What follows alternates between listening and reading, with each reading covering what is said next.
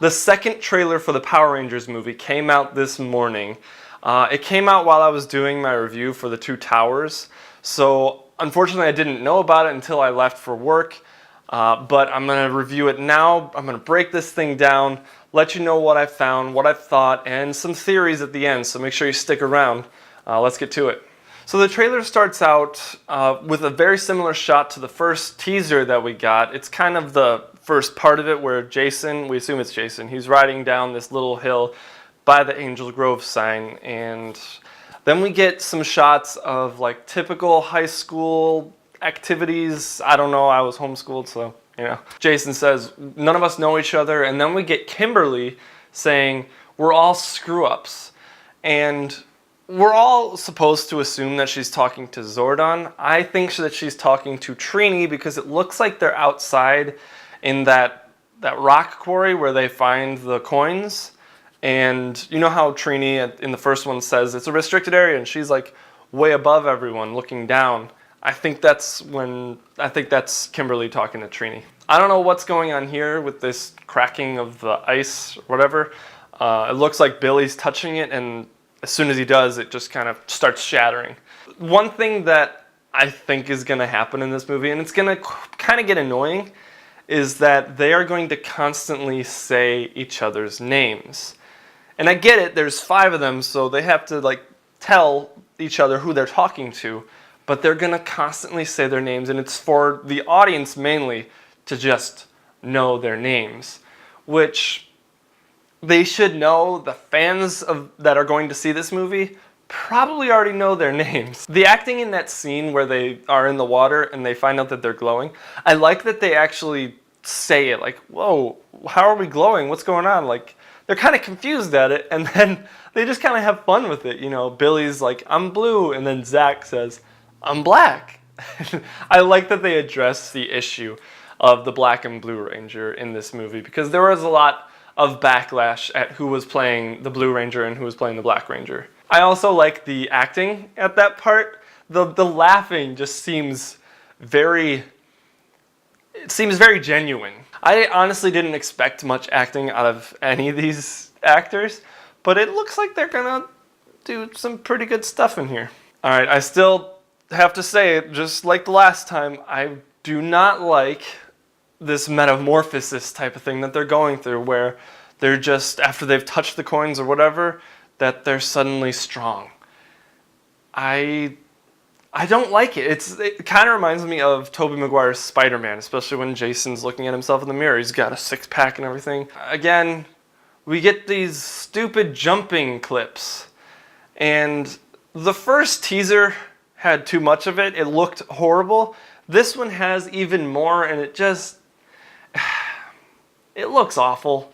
It really does. And I don't know why they're doing that. It's like, you don't need to make them jump like that. It reminds me of John Carter when he goes to Mars and he doesn't know his own strength, and he's like trying to get up and he's flinging himself around because he's so light on Mars. So there's a little bit of an inconsistency with Zordon's voice. When you first hear it in the trailer, it sounds awesome, and I'm so excited, especially because Billy Cranston is playing Zordon.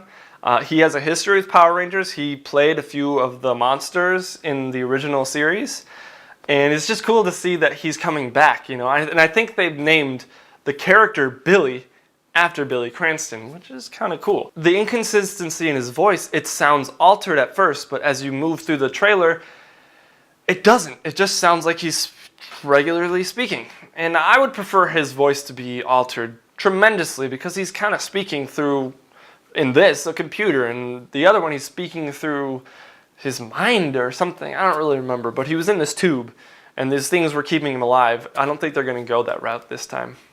But I do like the wall aspect of Zordon's face being able to move along it. It's kind of cool looking. It reminds me of one of those like needle pressure things that you'd play with your hand. You put it on there and it like comes out the other side. It's all metal. That's what it reminds me of. We get our first real look at Alpha 5. I think we've had some concept art released of him, but now we really get to see him. And I'm not I'm not digging his look at all. It looks like he's got two headlights for eyes, and I like the center of his head. It kind of looks like a galaxy within his spheroid head or something. That's kind of cool. But the voice, I forget who's playing his voice, but it doesn't sound good. It really doesn't. However, he does sound like he's going to be less annoying. I do kind of hope that he does say I at some point. Just once. I only want it once. And no more.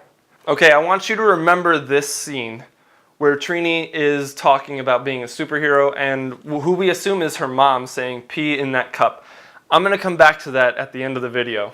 That was a funny scene though, when her mom, who we assume is her mom, says pee in that cup. She thinks she's on drugs, but it's a funny joke. I like it because she is acting a little strange.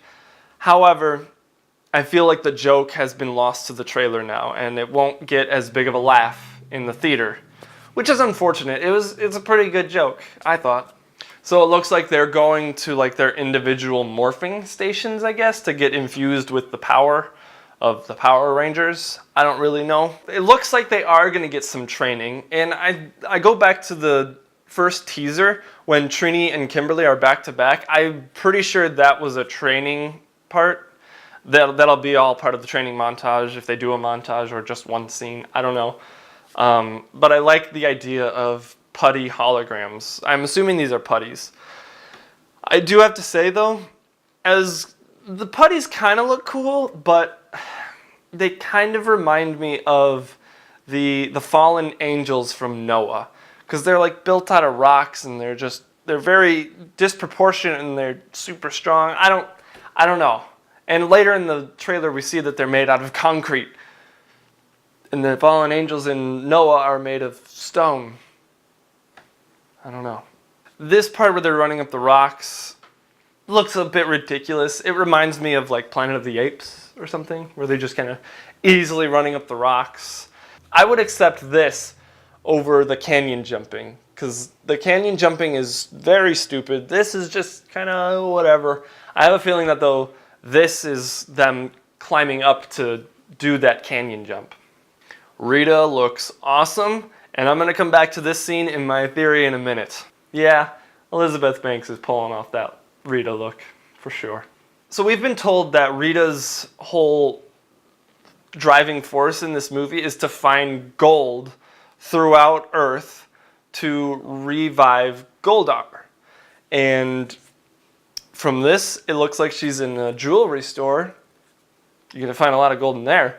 But one thing to point out is she does not have her green armor anymore in this shot. It's all black. In the first trailer breakdown, I had said that Rita makes the Green Ranger. I think it's been confirmed that she is the Green Ranger, or at least she was, and she has the green power coin. I'm thinking that maybe this is kind of evidence of her making the Green Ranger at some point and losing, I guess, that color. And now she's wearing black. Oh, I'm so glad they brought back It's Morphin' Time. Just use it once. You don't have to use it any more than that, just once. That was perfect. Oh my goodness, I thought they were gonna stop again at the part where he's getting the suit materialized on him. I'm like, oh, you better show them. And they do, and they look freaking awesome. I love the suits. You know, a lot of people are saying that it looks too much like Iron Man. It does, in a way, but it still looks awesome. And I love that shot when they're just all five walking up the stairs or whatever in the command center. It's pretty epic looking. However, in the next shot, we get this shot of all five of them like landing on the ground at the same time. The suits look a little stiff and a little constricting in their movement. That was probably the only shot that really didn't work for me in the movie, when they're in the suits at least, and they're just kind of, like, I don't want to rip it. They seem like they're trying to gingerly move around. But oh man, that fight scene with Billy and Kimberly in the background, Billy's just kicking that putty like 3 times. I'm pretty sure that's all CG, like even Billy is CG. I hope not, but that was pretty cool, you have to admit. And we get the first real look at the Zords. It's a fleeting glimpse, but we get a few of them. And they're actually a lot smaller than I thought they were going to be. You know, in the promotional images, like all those posters that we got, I thought that they were going to be gigantic, like Pacific Rim size. These are more like Transformer size, which is so much better. I'm so glad that they're not that big. They're just a little bit over the power lines. And one thing to note is Trini and Kimberly are leading the charge. So pay attention to that, because my theory does involve Trini. And then we get our first look at Goldar, and he looks like a monster, but that's about it. He doesn't look like Goldar to me. And I'm a little disappointed with that, because Goldar, he wasn't just gold everywhere. He was a monster with gold armor. That's what he was. And I kind of hope that they give him a voice instead of just being a monster, but we'll have to wait and see. And if you didn't catch it, it's very quick, but the guy underneath what I assume is a car or something, and Jason's reaching out to help him, that's his dad. And Kimberly apparently doesn't know how to fly this thing, because she just flies right into Goldar's swing and his wing. This scene is probably the most interesting scene to me. It really reminds me of that R-rated short Power Rangers film that we got last year, I think it was, where it was like the Power Rangers were defeated. And that's what this looks like to me, because there's a lot of ash going around, and Jason is crawling. He's in his suit, and he's crawling like he's injured. I really hope that the Power Rangers get defeated in the end and have to like regroup in the next movie. Maybe. I don't think it will happen, but I hope that it does, because what a great way to just rope people in and be like, well, they didn't win, you got to come back next time in 2 years or something. But that shot was really interesting to me, and it has a lot of question marks around it. We get this really quick glimpse of all the Zords kind of grouping up to face Goldar, and I have a feeling that's when they're going to transform into the big Megazord. Now, while this shot is really cool of the T-Rex Zord, Jason's Zord, shooting guns, that audio of "let's go, go," oh, that was. I hope that was edited simply for the trailer, and it better not be like that in the movie, because it was very cheesy, and the goes with the text kind of came a little late, and it just didn't work for me at all. Again, one of the big money shots is a shot of Trini's Zord attacking Goldar. There's another Zord on top of him. I think it might be Kimberly's, but I'm not entirely sure. But Trini might be a big focus of this movie, and wait till you hear my theory. Again, Zordon's voice, it's awesome, but I think it needs to be more altered to sound more alienish. But this shot of the Megazord, oh, I wanted so much more. But they're doing a good job at they're showing you stuff, but also keeping it secret until you see the movie, and I love it. This shot of Jason screaming, I'm pretty sure that's before they get into the Megazord, because he's all by himself. Because usually when they go in the Megazord, they're all in this one room. I kind of hope that they don't do that, where they're all still in their own rooms, their own command center things, and their Zords.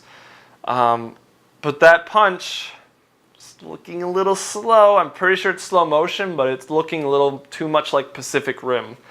However, I do have to say I am so glad that they are sticking true to the original series, where the big fight scenes, where it's the Megazord versus the big monster, takes place in daytime and not at night, like every other big monster movie. Every other monster movie takes place at night, like Pacific Rim, Godzilla. It's always at night.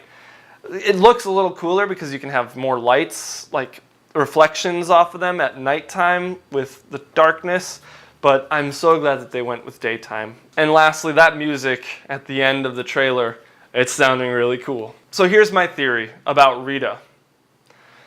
Back in that scene where Trini is telling her mom about being a superhero, her mom slams down this cup and says, "Pee in this cup."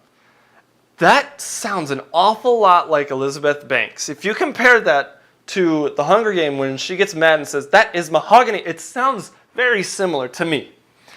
And I have this theory that Trini is either adopted or she's living in a foster home, and Rita is her mother or foster care provider. Now, there's several reasons why I believe that. You don't see her face, and her fingernail is really long. I seem to remember Rita Repulsa having really long fingernails. Also, when Trini gets attacked by Rita, it's in her bedroom in the middle of the night. Her mom might go in there to check on her and have a conversation, because if you look really closely at that scene where Rita's face is kind of like morphing into more of a Rita Repulsa look, Trini's hands are on Rita's shoulders, neck area, like they were having a really in-depth mother-daughter type conversation. And I don't know, this just, it feels like they're going to do that. And Trini later says, "How are we going to defeat her?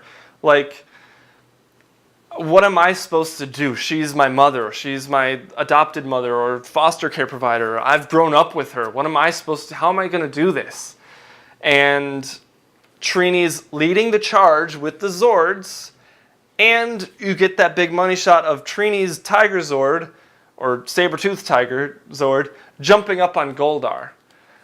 They're showing a lot of Trini in this, and I don't know. That's my theory, that Rita Repulsa is Trini's mother. I don't know. Let me know what you guys think in the comments section below. So guys, I'm super pumped for this movie. I cannot wait until March. It's going to be an awesome month. There's a lot of good movies coming out that month, but this one in particular, I'm very excited about. It was number 2 on my most anticipated movies of 2017, and it's mainly because I hope that it's good. I'm scared that it's not going to be good, but I hope that it's good. So let me know in the comments section below if you guys are still excited for this movie, more excited or less excited. And if you like this video, be sure to give it a big ol' thumbs up, subscribe to the channel, and make sure you hit that bell icon and hit that checkbox for the notifications so you can be notified of when we upload new videos. And as always guys, thanks for watching, and I'll see you in the next video.